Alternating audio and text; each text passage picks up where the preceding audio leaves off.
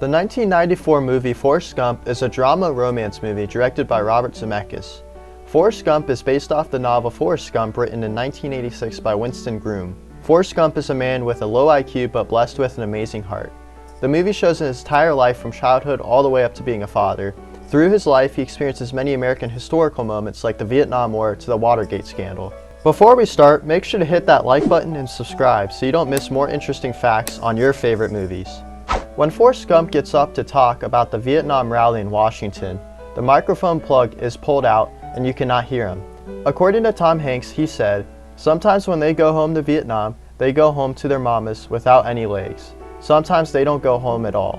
That's a bad thing." That's all I have to say about that. With every transition of Forrest's age, one thing remains the same. In the first scene of each transition, he wears a blue plaid shirt. The actor who plays the reporter on the scene when Gump visits Washington, D.C. after his tour in Vietnam was himself an actual tourist from Atlanta, Georgia. He happened to be on the Capitol Hill that day with his wife, and he was asked to read. The run-in scene was inspired by an actual event. In 1982, Louis Michael Figueroa, age 16, ran from New Jersey to San Francisco for the American Cancer Society, unknowingly inspiring a line for Forrest Gump's famous run on the big screen. "I just put one foot in front of the other."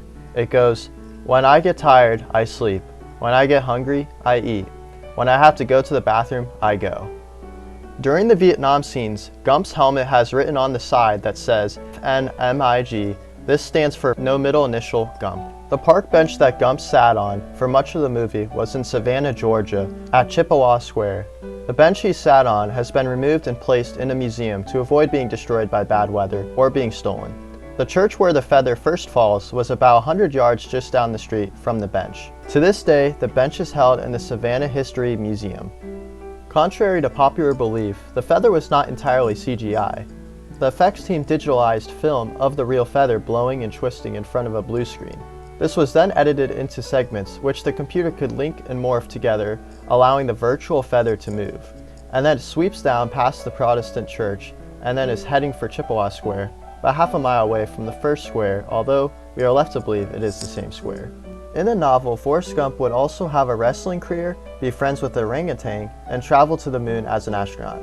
Part of the deal with author Winston Groom selling the rights to the story was that he could write the first version of the screenplay, which contained most of those elements. Although there was potential, no one thought it was particularly good, and screenplay was shelved for a while until the producer Wendy Feinerman, who had been working on The Postman in 1997, with screenwriter Eric Roth and Tom Hanks, was released from that project by Kevin Costner. She got Roth and Hanks on board for Forrest Gump and suggested Robert Zemeckis as director. Despite only having a rough story outline which reined in the more outrageous elements of the story, the studio was eager to proceed.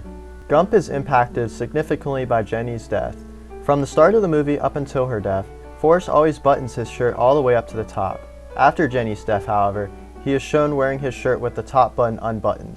Also, Forrest never uses the word were, saying was instead, apart from one scene where Jenny, on her deathbed, says she wishes she was with him on his adventures, and Forrest replies, "You were."